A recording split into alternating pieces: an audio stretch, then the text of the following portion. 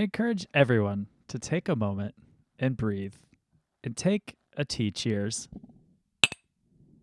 with Ajiri tea. Ajiri tea recognizes the beauty in shared stories and shared opportunities. Ajiri sources award-winning tea from Kenya, employs women in the region to handcraft the labels, and sends 100% of the profits back to the region to support orphan education. Save 10% on your order of Kenyan teas and coffee with the code BeautifullyHuman at ajiritea.com. AJIRIT.com. Tea mugs up. Hello and welcome to the Beautifully Human podcast. I'm Nick Sheesby. In this podcast, I speak with beautiful humans from all around the world, sharing with you their incredible stories, revealing the power in every human story, to spread love and humanity to a world that is in desperate need of it, to show that we can all connect in beautiful ways, no matter where we come from or what we look like. What you will find out is that we are all beautifully human. Let's all be beautifully human. Hello again, and welcome to the Beautifully Human podcast from wherever you are in the world. Thank you for hanging out and listening. Today I'm hanging out with Sandy Vo, and we just have a really beautiful conversation. Sandy just has this calming presence about her that you'll hear shortly coming up. And yeah, we just explore a lot of beauty in this world and just have a really nice conversation. If you enjoy this podcast, follow along on Spotify, follow along on Instagram at the Beautifully Human Podcast, rate, review, and subscribe on Apple Podcasts so these stories can get to more people. And as always, enjoy this conversation. I'd love to start these off with a very broad, overarching question and let you run with it and take our conversation wherever it may lead and say, tell me the story of your life, Sandy. All right. The story of my life. Wow. Well, I grew up Asian American. My background is very unique. I am Vietnamese, I am African American, and I am Indian. So mostly Asian American. Those are pretty much my roots. And I think that's a really huge part of my story because it's really helped me to see life in a very multi-dimensional, multifaceted way. And even, my dad was raised Buddhist, my mom was raised Catholic. And even when it comes down to religious points of views, I've been able to see things from multifaceted ways. So those growing up with those lenses, at first I didn't appreciate it because I felt so different than everybody else. But of course, in hindsight, looking back now, I'm so grateful to have that unique perspective because it's really helped me in the journey that I'm on and the way that I'm, meant to be serving and doing what I'm doing today. So for me, because I grew up with immigrant parents, I always felt like I had to grow up too fast, too soon. So I'm the oldest of younger siblings. And, when you are an immigrant in America, there is a lot of limitations, a lot of limited resources. I think it's easy for people to say like, oh, well, it's easy. Like you're in America, go learn English, but my parents' Right. priority when they first came over here was to just survive, especially because they came from so much poverty. If you have this opportunity to work, that's all you're going to do because you must provide, you must survive, and you also you're in the land of freedom now. So here's your opportunity to seize it. And that's really what they did. They didn't have time to learn English, and they had to take care of me at that same time. And so I put a lot of self-imposed pressure. I don't actually remember my parents pressuring me in a lot of ways. I know my mom was definitely a little bit more strict and always wanted me to have good grades and all of that, always want the best for me. But I feel like a lot of the pressure myself was just very much self-imposed. And how this played out later on in life is I just became an overachiever, a hustler. I always felt like I needed to be doing something or to be performing in order to feel validated or in order to feel like I was giving value in the world or to live a purpose. And what happens is when you start doing this, you wrap so much of your identity around what you do versus wrapping your identity around, the essence of who you are, the core of who you are. And we'll get into that a little bit more later. Yeah. And so eventually, when you wrap your identity in the things of the outer world or outer relationships, what ends up happening is you lose yourself in it, right? So I got to this place where I was in college. And by that point, I lost a really close relationship to me. So my cousin passed away from leukemia at a very young age. And she was that go to person for me for everything, had a very adventurous, free spirit. Even when she knew that she was dying, she planned her own funeral and had everyone wear bright colors. And, Wow. she had her friends paint pottery from 7 different continents of the world and wanted her ashes in each one of those pots so that each person could go and just spread them out. That was the kind of spirit that she was. And I have That's chills. amazing. Yeah, I have chills sharing that. And so she added so much value to my life and introduced me, to God in a different way than how I had learned about religion from both of my parents. So I feel like those are the stepping stones for me. And so when she passed away, my dad, left the family. My mom got super into gambling, and so it created a huge gap in my parents' relationships, and he eventually left the family. And I just felt like, whoa, all these relationships that I've invested all of my time and all of my energy into, like they're just gone. And I felt so betrayed by life and I felt so abandoned.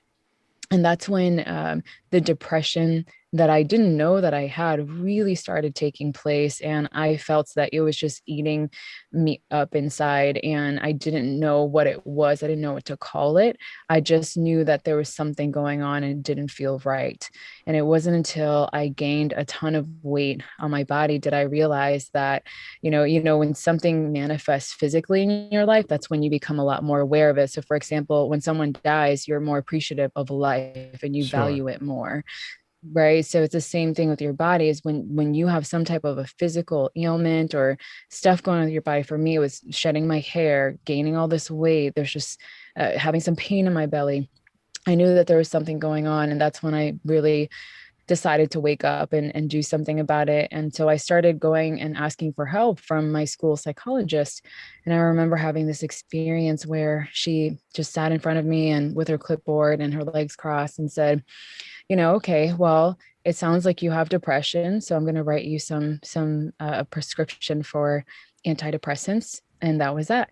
And Hmm. there was just something in me in that moment that was just like, I understand the value of Western medicine and it has its place in the world, but this form and this way of healing is just not for me.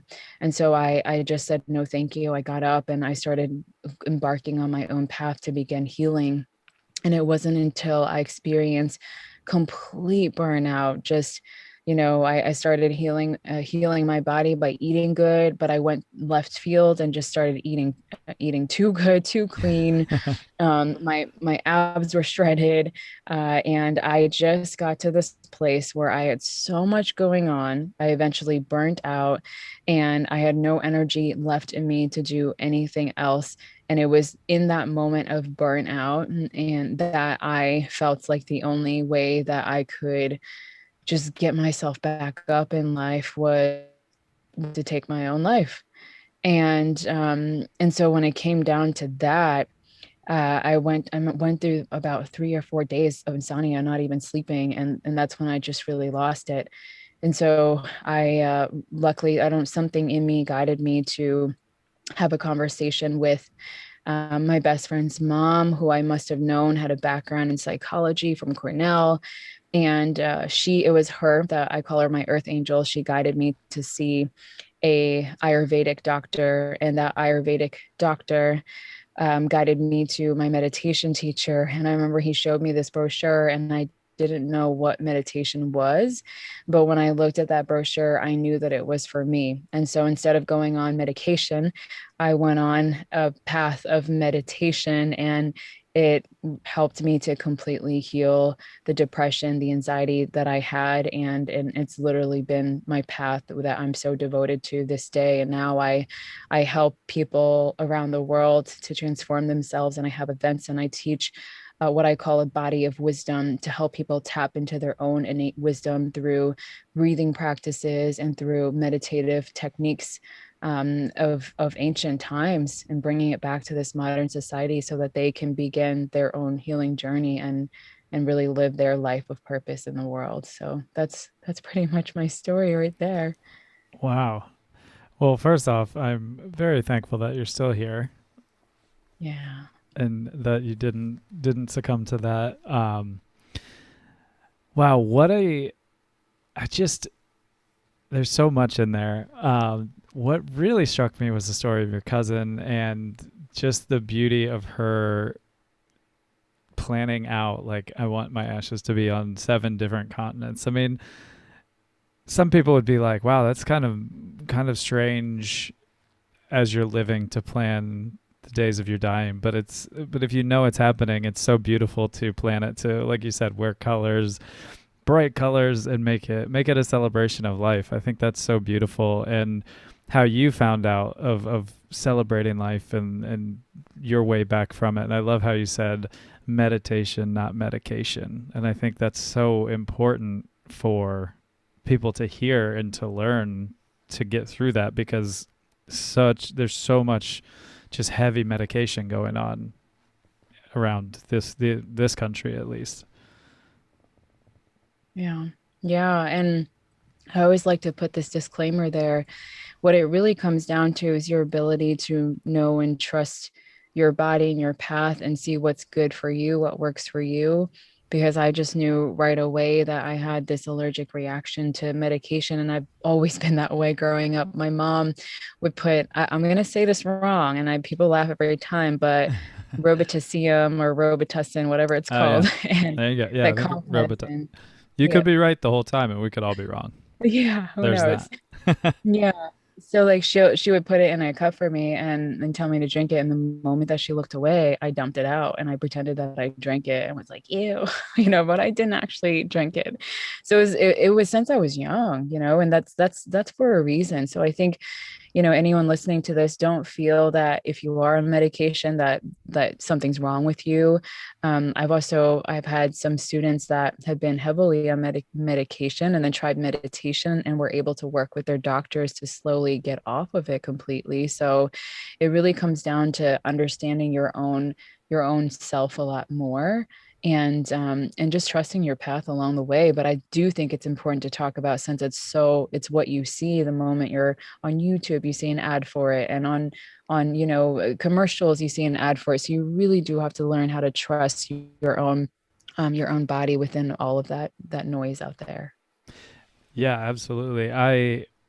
Um I had a really bad experience at the end of my drinking. I like to call it a drinking career, but I had a massive drinking Really? habit, and I was to the point of liver failure and almost dying. And one of the takeaways as I was getting released from the hospital, besides never drinking again, my doctors said, your body will tell you what it can and cannot eat. Like it will let you know very quickly, because by the time I was done drinking, I wasn't eating much, so my insides were just horrible. So they were like, you need to start eating, and you need to start eating well, and also listen to your body. And it is truly incredible how my body started to react when I remember I tried a burger for the first time, and I mean, I just got so sick, and I was like, okay, red meat's out. And then I Mhm. slowly just like Yep.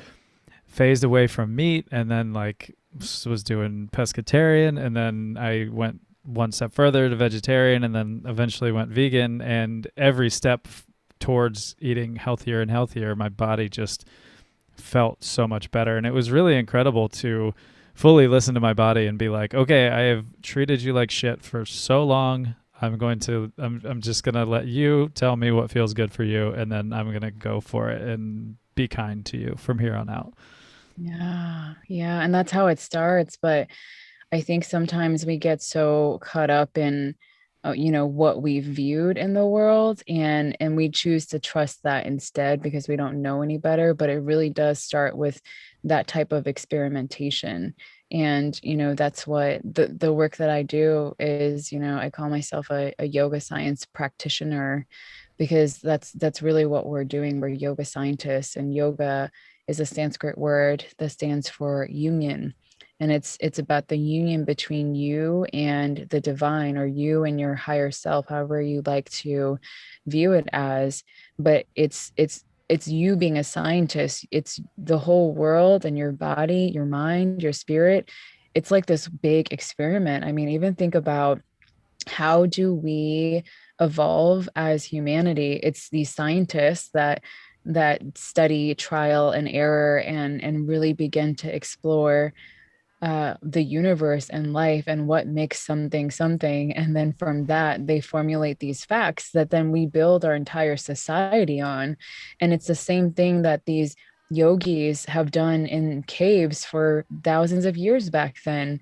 When they didn't have all these advanced technologies, they had to go Yeah. deep within themselves and really discover, well, on this time of the moon, and when I look at this star, like what am I experiencing in my body? If I eat during this time, what am I experiencing in my body? When I close my eyes and I go into deeper states of meditation, what am I experiencing in my body? When I do a certain breathing practice, what am I experiencing? It's a constant experimentation. And I think if we started doing more of what you were talking about, of seeing what works for you and noticing what feels, I like to say, in dissonance, that's when it becomes a lot more clear for ourselves to kind of maneuver on the path. Yeah, that's such a beautiful way to describe it. I love it. I can't even add anything to that could make it sound any more beautiful. But I do think you're so right, and I just was lucky enough that I was able to trust myself enough with my diet and just with what I was feeling. But I've had so many conversations recently with people that have gone through the medical system here, and it just it's frustrating when you think about someone as an expert, and then also you can hear them as someone who's maybe not even looking out for your best interest, as like someone who's giving you medication when maybe that's not the best route for you. It's really hard when you have that mixed message of, I should listen to these people, but maybe I know better because it's my body, and they're just doing a like broad, well, you have this, so do this and it'll work, when it's pretty much one on one with how you're going to feel no matter what you're doing. Yeah. Yeah. And that's why, for me, it's so important to spend the time with yourself and give yourself space to. I think a lot of times we look at solitude as a negative thing, but I think there's this intersection that we all reach in life where we almost have to detach from our current reality for just a moment and allow ourselves to have this space that's necessary to begin the journey of understanding who we are. And through that time of you being alone and in solitude and giving yourself that space, you just begin to discover so much about yourself, and you develop a more trusting relationship. But that's really the thing there. There's a gap there. It's that the majority of us, we don't know how to trust ourselves. And it becomes easier for us just because of the way that our society has conditioned or programmed our minds. I like to call it external programming, where it's easier for us to rely on what's out there, and on professionals or people that look like experts, who aren't practicing the things that they're teaching as well, right? It's Right. easier to do that than to learn how to trust yourself. So I think that that conversation is such a good conversation to have, is like, how do you begin to trust yourself? And how do you begin to listen to your own innate wisdom and instincts? Yeah, and not to touch too much on what we're all experiencing through this pandemic, but I feel like what I hope people come out of this last year and change with is that they took that time, because how many times are we all sitting there going, man, I wish I just had time, or people don't think they have time to learn about themselves or plan for a better diet to make their meals for the week, so they just get fast food or whatever it may be. I'm hoping that with this time that we all took away from most of our loved ones and probably the work that we were doing, I hope that they took some time to look in themselves and figure out what they love about life, what's important, how they can get themselves healthier, like to actually take that time. Because when life speeds up, and it's already feeling that way for me coming out of the pandemic on the other side, it's already starting to fly by. I hope people did take that time to learn about themselves and give themselves that little pause and that step back from the pace, because when you're at that pace, you don't give yourself that time. It just starts flying and flying, and you're just surviving, you're working, you're picking up your kids, or you're doing all these activities, and then you don't give yourself time. Right. Yeah. And I actually have seen that a lot during 2020, because there were, some of my students, they have lost their jobs from out of nowhere or got furloughed, and they forcefully had to spend more time with themselves, because that's really all that they had. And more people started to go on that journey a little bit more. Even a lot of relationships, people separated because they realized, now that they're spending more time together, that work was just an excuse to escape each other, and that they're Right. no longer, committing to their relationship, and they weren't a match for each other. Or maybe, maybe we thought we wanted to be together, but we were just forcing it. And there's so many realizations that people made throughout the year because they began to slow down a little bit more. And so I like to say that slowing down is a new speeding up.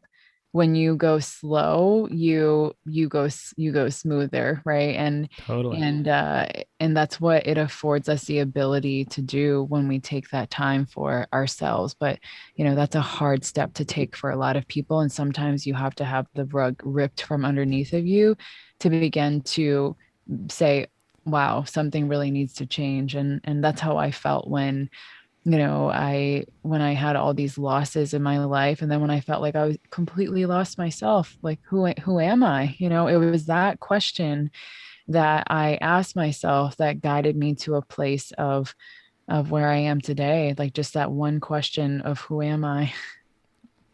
Yeah, and it is as you perfectly said it, it's getting the rug ripped out from under you. I mean, mine was getting put into a hospital when I was at the lowest point of my life from drinking myself almost to death. And yeah, it took me having that moment to start to look at myself and be like, who am I? Like, throughout my whole life, and especially in my drinking, like, I just didn't know if I gave a shit if I lived or died, if I was going to make it through. And then when I was presented it, I was like, all right, who am I? Do I care to go on? Do I want to live this life? Is this something that I even care about? And it was a really beautiful realization when I took that time to actually look at my life and see what I had done, and the experiences that I had, and the experiences that I still wanted to have, and the places I wanted to go. It was a really beautiful realization that I did care to live. And then as I was moving forward living, it was that big question, like you're saying, of the who am I? And yeah, it took a massive, scary moment in my life, same with you, to kind of start to reckon with that. And I think, again, the pandemic was that for some people with their jobs, because so many people are connected with their identity to their jobs. And like you said, with relationships, it's like, oh God, who am I with right now? We don't spend any time together or watching Netflix or whatever it is. And yeah, I think it is a really hard thing to examine in yourself, but it's so necessary to continually ask yourself, who am I? What do I want? And again, I'm hoping with the pandemic that maybe if you did get furloughed, you looked at your job and you're like, maybe that wasn't for me either. Maybe I wasn't living my life to the fullest, because nobody really knows how long we have on this place. So it's like, take the time and find what makes you happy in life and what motivates you and what makes you smile, brings you joy, makes you tick, makes you excited to get up in the morning.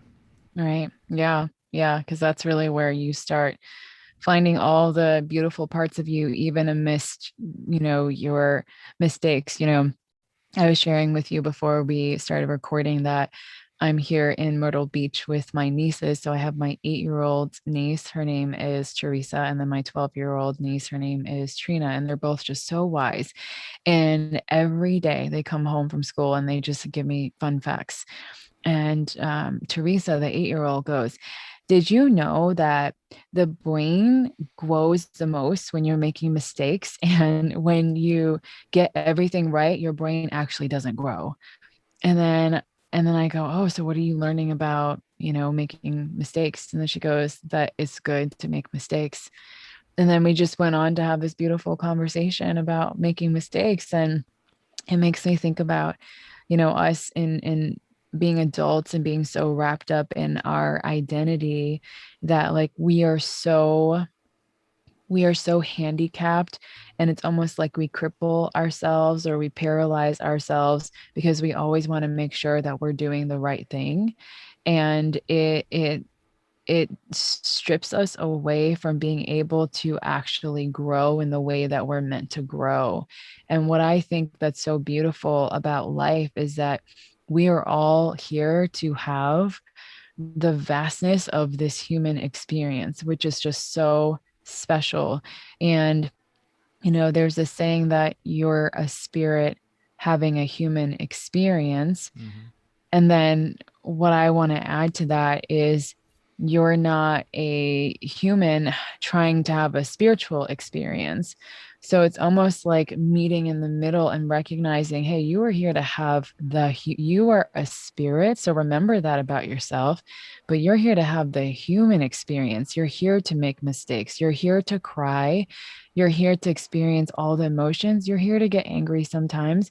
And you can transform all of that if you learn the right methods, and if you begin to build a more trusting relationship with yourself into joy and love and happiness. And this is what we're all here to experience. But it's when we need to be right, we need to perform, we need to hit a certain goal or do something a certain way, that we begin to lose ourselves because we are identifying, our value and our worth with how we perform and not so much in who we are. So it's just such a beautiful, lesson that my 8-year-old niece had to share for all of us in remembering, hey, if you want to grow, make mistakes.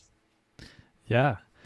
I was, man, I was just thinking, as you were saying it, I was like, I hope you roll right into one of these lessons, because I was going to say, let's have 8 or 12-year-old lessons right now, because I know we can all learn from them. But yeah, what Yeah. a beautiful one, and what a beautiful way to put it too for her. Of, did you know the brain grows when you make mistakes? And it is so true, because if you're not challenging yourself and you're just on autopilot through life and you're just like doing everything the same and this and that, like, what are you doing? What are you challenging yourself with? And I love to, when I share my story and when I talk to people about life in general, I don't have it all figured out, but I do know that it's really good to challenge yourself. And in those challenges, you are going to fail, but that's the beautiful thing. You can learn what you like to do or what you can and can't do and your limitations, but find those limitations for yourself. Don't say, "Man, I can't do it. I just have never tried." Go try it. Go do you. Go live your life. And like you said, we're here to experience all of it. And it makes me so sad when people just aren't living that full experience and they're just coasting. And it's just like, I encourage everybody all the time, go do that crazy idea that you have in your head, something that you think is unfathomable for you to do. Go try it, because you might do it. You might love it. You might fail. You might fall down, but you'll be fine. You'll get back. You'll get back to what you want to do, and it's a really beautiful thing to get out there and grow your brain, as your 8-year-old niece has taught us in those Yeah. mistakes that you make. Yeah, you're so spot on. And I think for me, like that's eventually what manifests into something like depression. I say that when energy is not expressed, it is suppressed. And when it's suppressed, it becomes depressed. So just speaking at an energetic level, when we do not express our energy, aka when we're feeling something but we force those feelings down, or when we have a truth that we want to speak but we're not vocalizing it out loud, we're not willing to tell people how we actually feel when we're feeling a certain way, or when we go into that 9 to 5 job, even though it's completely draining our energy and we're doing it just to pay the bills. I get it.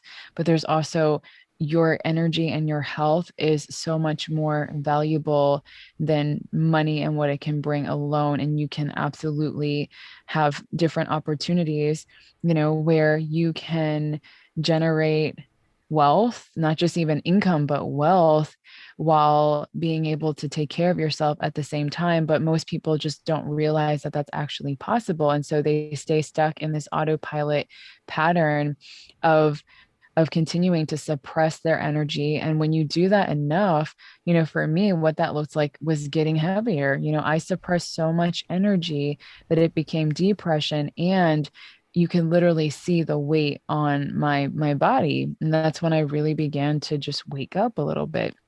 And so, for people who are tuning in, maybe you're at a point in your life where you're starting to realize that, geez, like I've been holding back so much. I've been holding back from my dreams. I've been holding back from the kind of relationship that I know I deserve to have.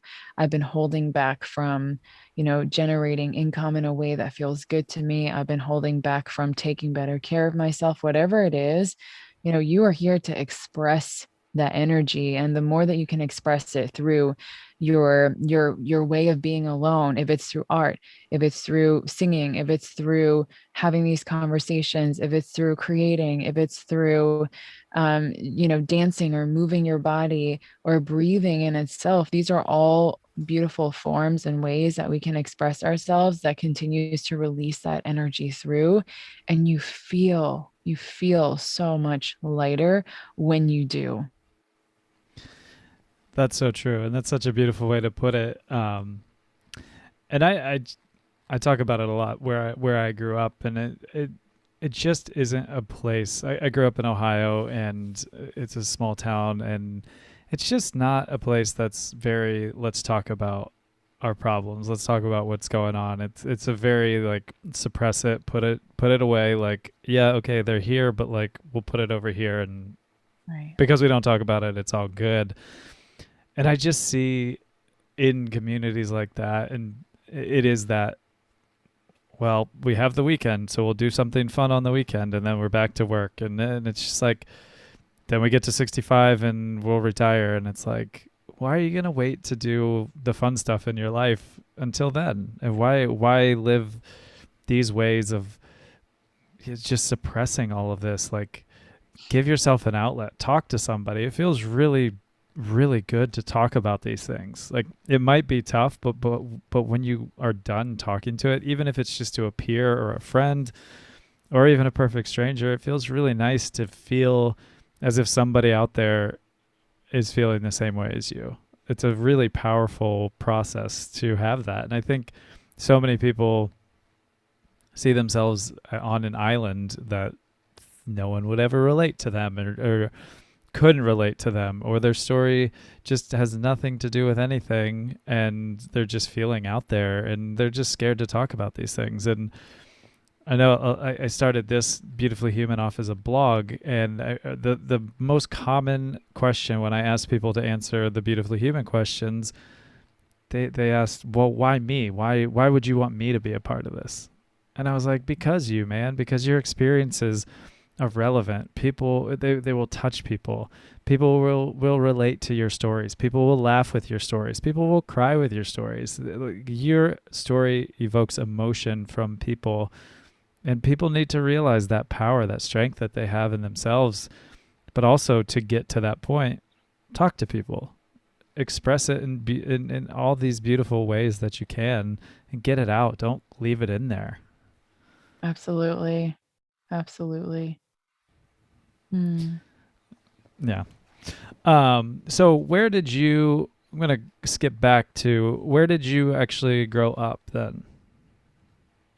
I grew up, I mean, all over. I was born in Massachusetts, and Okay. then I grew up along the East Coast, so Virginia and DC, Florida, New York, and right now I'm based in Florida. Okay. And yeah. How was it for you when you were growing up? Was it were the kids okay, or were they horrible kids? As in the people, like kids around me. Yeah, when you were growing up. Yeah, it was. So for me, I think one of the things that I always wish was like, why can't I be like everyone else and just like stay still in one spot and have these best friends that came from a super young age.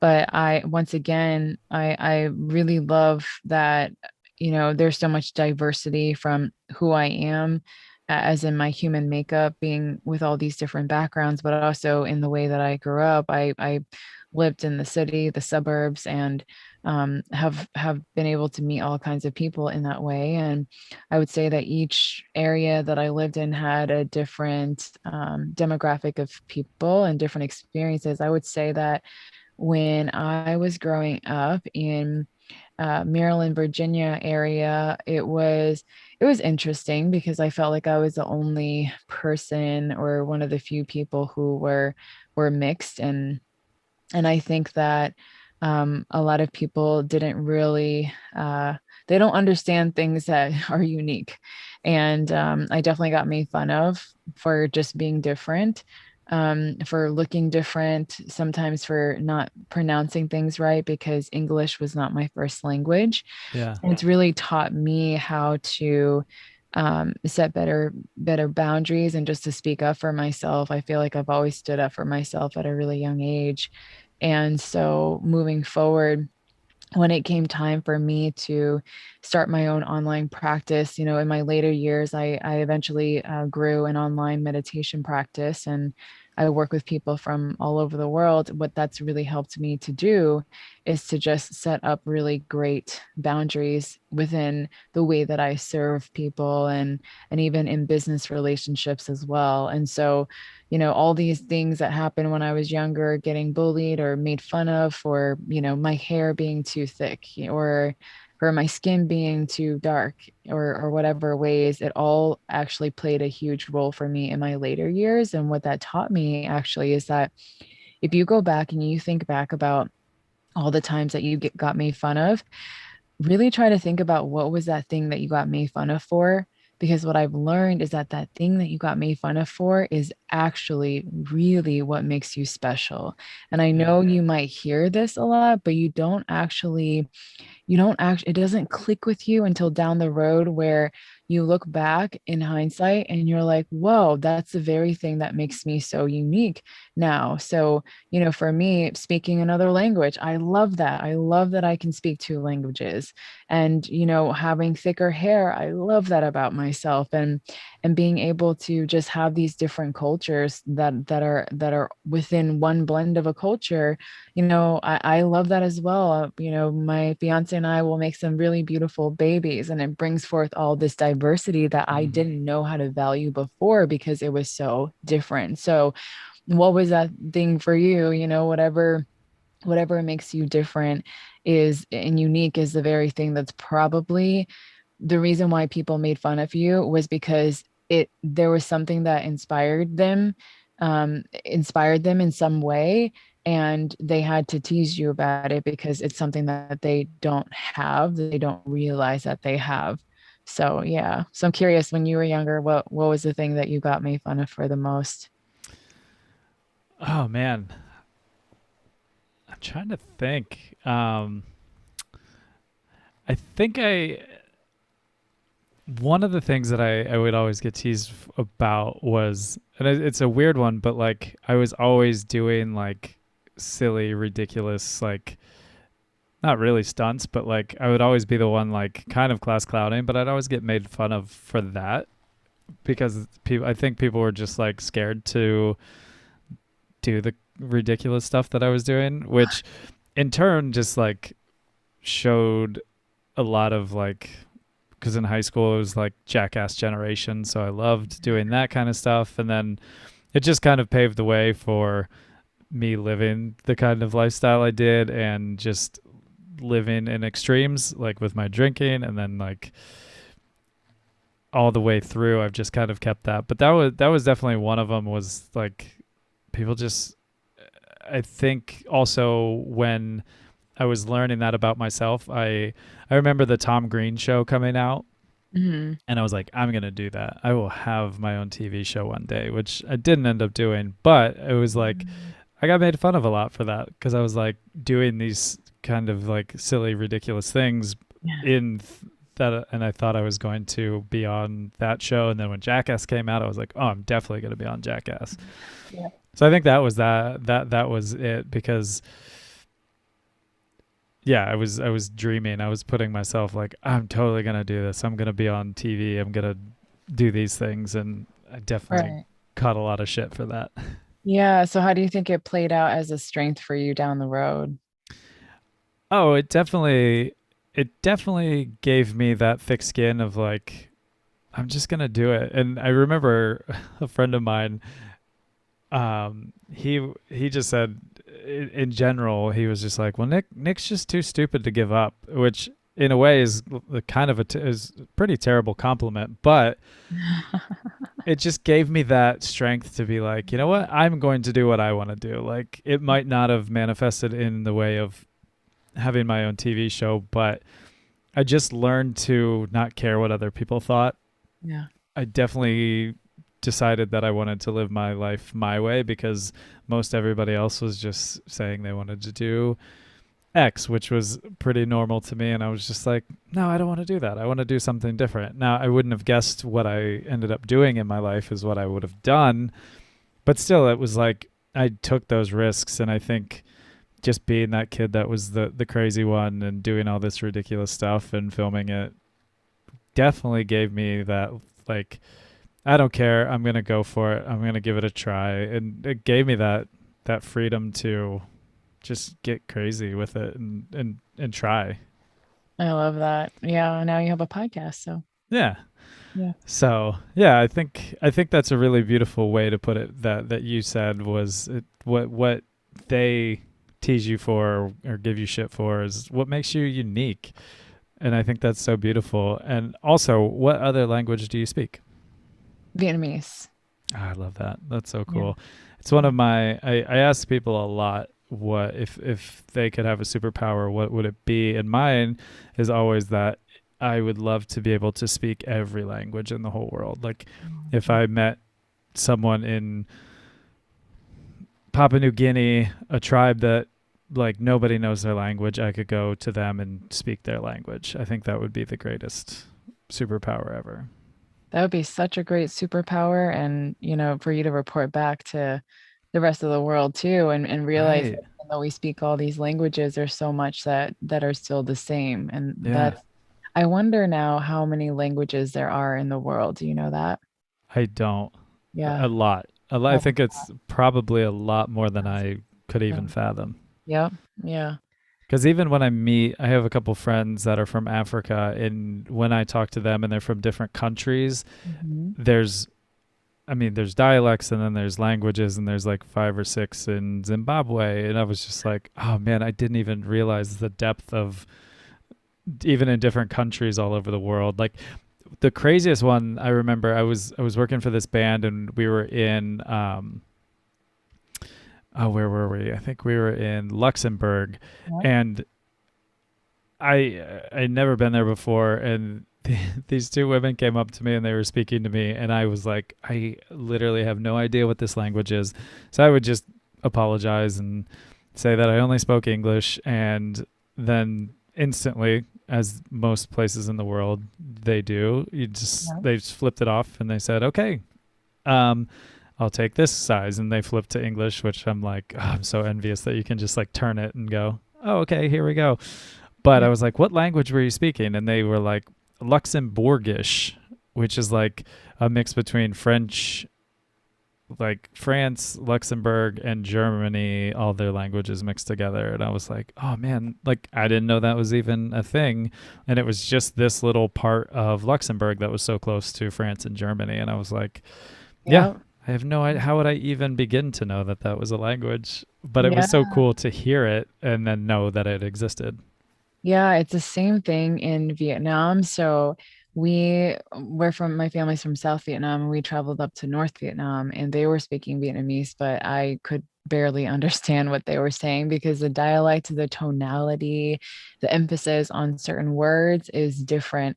And my nieces and I actually had a conversation about language as well. So the oldest, the 12-year-old, Trina goes, "Oh, you want to know a fun fact?" And I go, "Yeah, what?" And then she goes, "Did you know that the English language is the hardest language to learn? And it's also the youngest language. And that's why it's so hard because a lot of English is basically a melting pot of all these other languages that have been around for a while. And that's why, sometimes I like to resort to certain Sanskrit words or sayings because Sanskrit is the language of spirit. And there's just so many words that are super beautiful that can encompass what I'm trying to say. And this is what makes people feel they feel imbalance within themselves because I believe that there are emotions that we don't even have words for.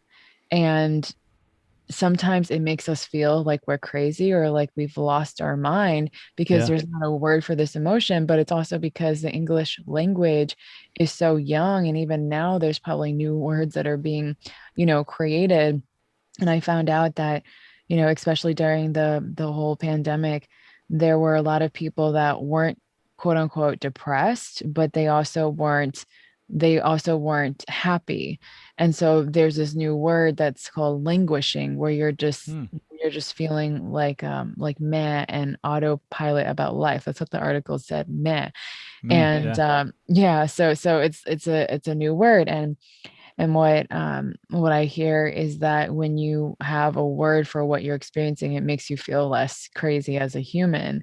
But words are only pointers. They're pointers to help us communicate as humanity and a civilization, but they don't define, who you are as a human being and what your experiences are. Yeah. I think that that's so true about just having a word to say, well, this is me, right? It just makes that little like, okay, I'm not alone. There might be someone else who is feeling meh, but now I have Yeah. a bigger, longer word for it that Yeah. fills in the blank of what I was feeling. Yep. Um, so on this topic, I think it's a good place to ask you a question I ask everybody on the podcast, and if obviously COVID restrictions, travel restrictions are not in play as this question's being asked. And I came to you and I said, Sandy, I have a plane ticket to anywhere in the world. Where would you fly to? Mm.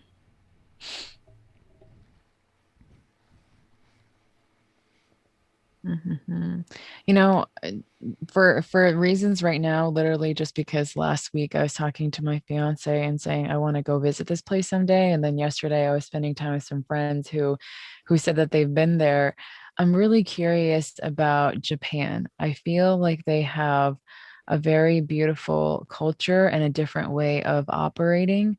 And I love, their minimalist lifestyle.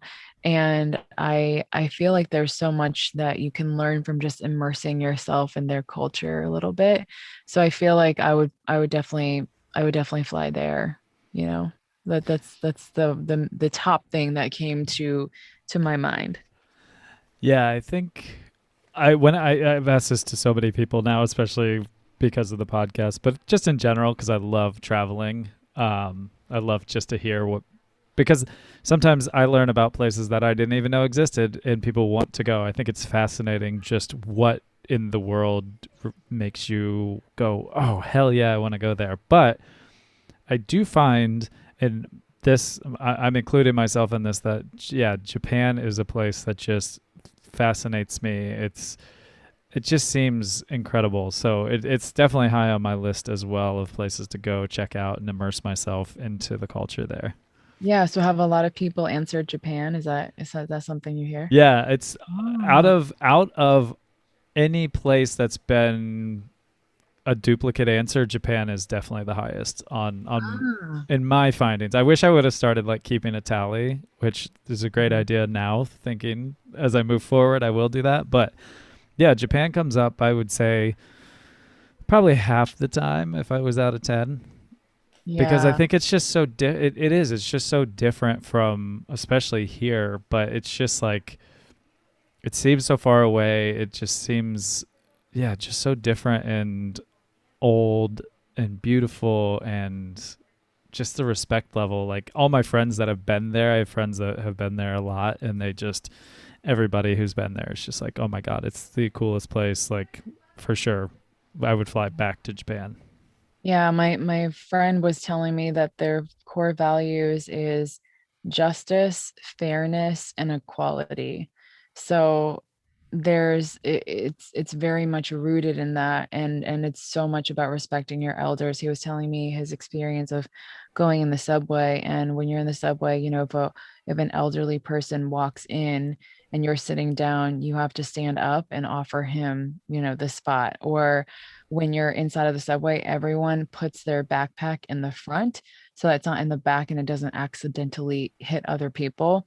So there's a very high level of respect. But what's also interesting that I've learned recently is that Japan has the largest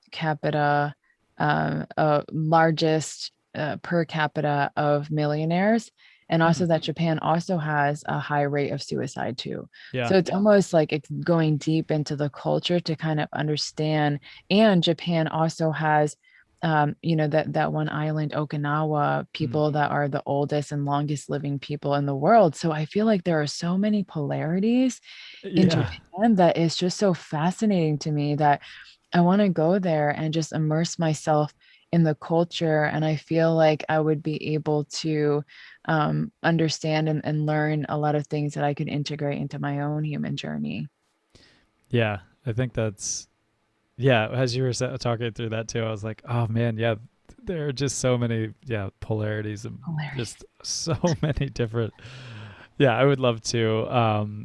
My partner's aunt and uncle live over there. Her aunt is Japanese, and they were living in Portland and moved back to Japan. And we get videos all the time of like just the culture around the kids' school, and it's truly remarkable everything that's coming in. I'm just like, oh my god, it just looks so peaceful and so wonderful and so respectful.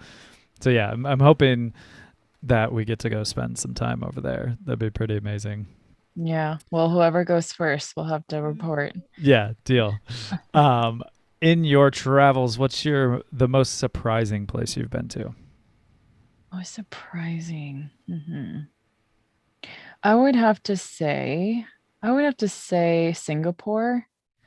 I just felt like it was such a different experience for me because my family's from Southeast Asia, primarily Vietnam, so I've traveled there a lot.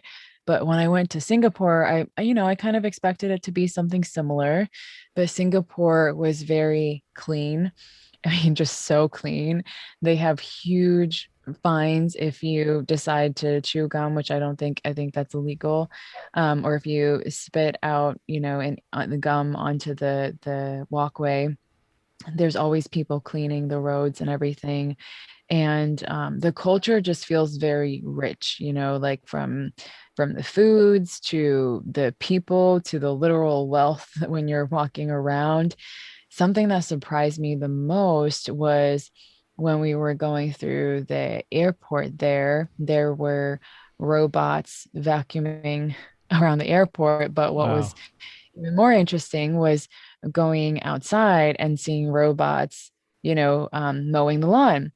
So I have never seen that before Yeah. anywhere. And this was a couple years ago, 3 years ago, and I was like, wow, this culture is so technologically advanced. It is so advanced. And we went to see this light show, where there were lights around all these trees. It was like a huge tree light show. and we got to watch it, and it was really fascinating. But once again, so technologically advanced. So I feel like that surprised me a lot. Yeah. Um, and yeah, just definitely very different culture. And we learned a lot being there too. Very, very rich culture. That's so cool. I love that. I used to ask favorite place, but that's such a hard question. I think it's impossible. But I like surprising feels better to me. Of like, oh wow, yeah, just so different than you might have thought. But that's super cool. Um, Yeah. I wanted to ask you. It's on a different topic, but I saw on your Instagram the Ladies Aligned Media. Can you tell me about that? Yeah, so Ladies Aligned Media is something that I co-founded with my friend Melissa Martin. And, we actually met as a result of Lena as well, my cousin that passed away. So when I was going through my depression, one of the things that I did to begin my healing journey was I started to do bodybuilding because that was my new level of extreme. And that was my way of just trying to save myself. And I said, well, I'm going to dedicate this to Lena, my entire journey to Lena. And I felt so lost at the time that I felt like I needed something so that I could just hold on to, so I could cling on to. And for me, it was this bodybuilding competition. So I had a set date, and that date actually happened to be, where I would be on stage. And it happened to be the day that my cousin Lena had passed away, Wow. unplanned, right? And at that competition, I felt like it was different than other people. They were there to actually really get judged and to proceed to be a pro level. And for me, I was just doing it for the experience and to be on stage, to dedicate it to Lena. And I had asked if I could sing a song and dedicate it to my cousin Lena. So I sang "There You'll Be" by Faith Hill. And then at the end, people were standing, clapping, and I shared a little bit of my story. And I felt like that was me speaking my truth for the very first time and sharing my journey with depression. And it felt really good. And then afterwards, this woman came to me behind stage and just had these beautiful green eyes and just said, "Thank you so much for sharing your story. I lost my sister to leukemia as well." And it was just an immediate bond connection in that way. And we connected on social media. And then 3 years later, I checked into a coffee shop in Hudson, New York, and she reached out to me on Facebook and said, "Oh, like, you live in Hudson. I live in Hudson Falls, New York." And she was about an hour and a half away from me. So we're like, Wow. "Yeah, let's connect in person." So we painted pottery, and we just got lost, just talking about life, and just spewed so much out. And from there, we had just supported each other. I was growing my meditation practice, and she was in network marketing. And eventually, our paths kind of combined a little bit when we realized that more and more people needed support with what she was began to do at that time was money mindset, and then more and more people needed support with self-care. So we thought, well, why not combine our gifts and create an event where people can come and have this experience, this transformational experience. And so we did that, and we had 12 people at our first event. We rented this little Airbnb and had 12 people there. And that was a really great experience for us because it was kind of the start of something that we didn't know existed. And from that event, we started doing more coaching programs or transformational programs. And then from there, we decided that we would host our very first women's transformational event together. And so fast forward, we ended up hosting an event for 100 women, a little over 100 women, called Align and Rise. And it was an event that was meant to help people to unpack their unique gifts and live and serve from a place of alignment and really learn how to thrive from that space through self-care, money mindset, and a roadmap to success. So through COVID, obviously we weren't able to have events anymore. And we were shifting a lot within our own personal, for me, my personal online practice and her business. And we wanted to support people in a much larger way than we were. And so we decided to form Ladies Aligned Media, which is a conscious media platform. And, in doing our research, we realized that a lot of the media that's consumed today is by men. And so the way growing up, the way that women view themselves is mostly through the eyes of men because men are who own the media. And so for us, we didn't want it to just be ladies aligned media and it's just this online platform. We really wanted to we wanted to help women break generational patterns of not living in their truth because they felt like it was a man's world and they're not allowed to. And we also wanted to make ripples and kind of shake up the media industry and Yeah. have a conscious media experience, because I remember growing up just going into the grocery line, looking at the magazine. Let's say that I was having a really bad day and just, thinking poorly of myself.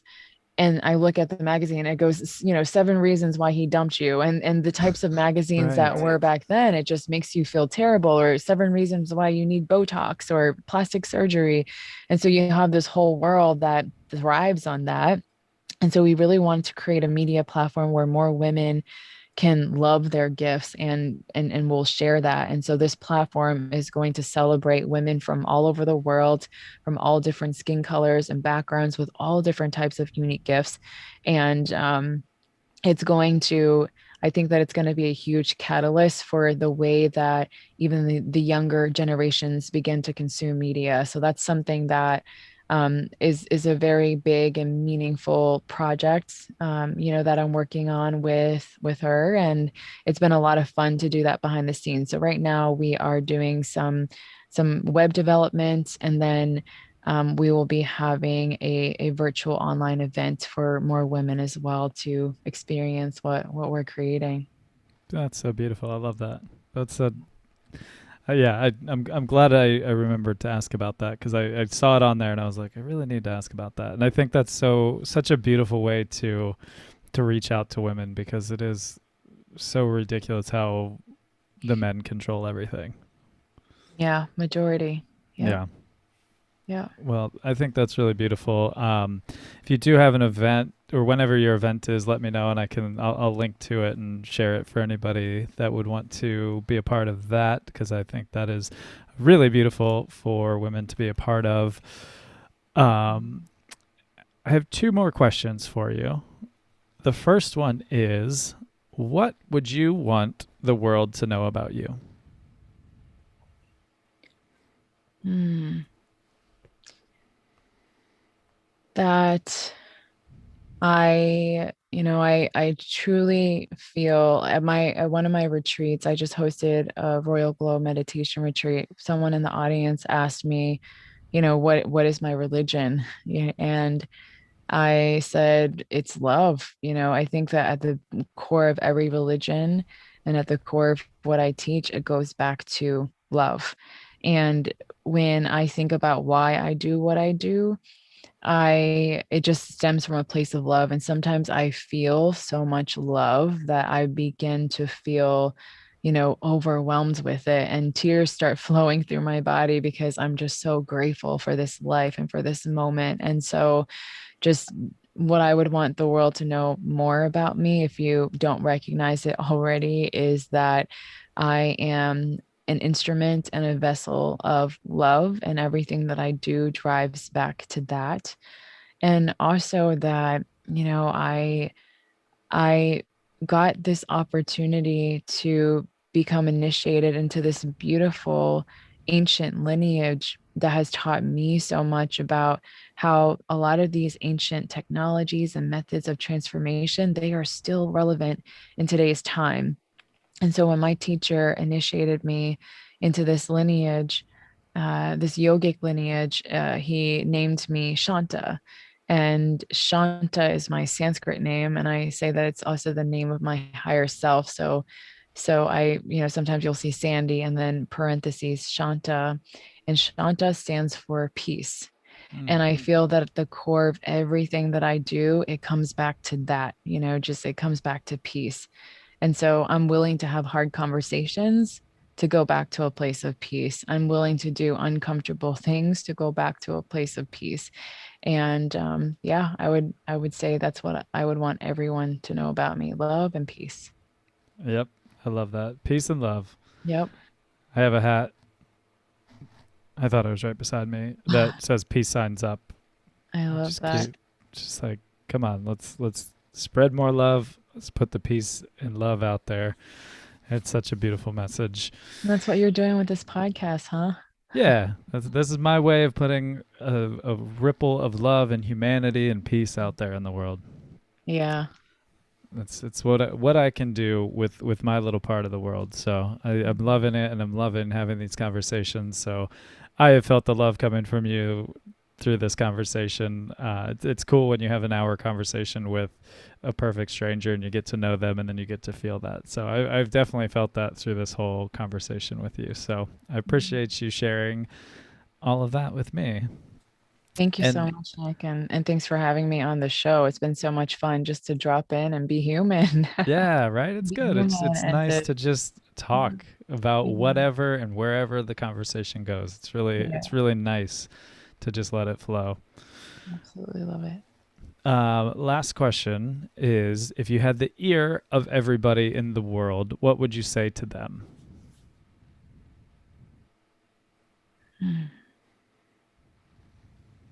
That you matter more than you know, and that you are enough just in the breath that you take alone, that you are here for a very divine reason that sometimes you may not even be able to understand yet. But if you continue to trust your path and the way that it unfolds, what will come forth for you is a supreme life of love, lessons, prosperity, great health, and all the things that you desire. It's all possible for you, but you just have to trust in what's unfolding for you in this moment now. That's so beautiful. Thank you. Yeah, that's such a powerful message too. And I feel like we've pushed that through this whole conversation. So again, I thank you so much for coming and hanging out with me and spending your time away from life lessons with your nieces to spend some time with me and spread some life lessons to the other people who will be listening to this. So thank you so much. Thank you, Nick. It was such a joy to be in your energy as well. Thank you. Thank you for listening to the Beautifully Human podcast. To hear more beautiful stories from beautiful humans, follow us on Spotify and rate, review, and subscribe on Apple Podcasts. Follow us on Instagram at the Beautifully Human Podcast. Peace signs up.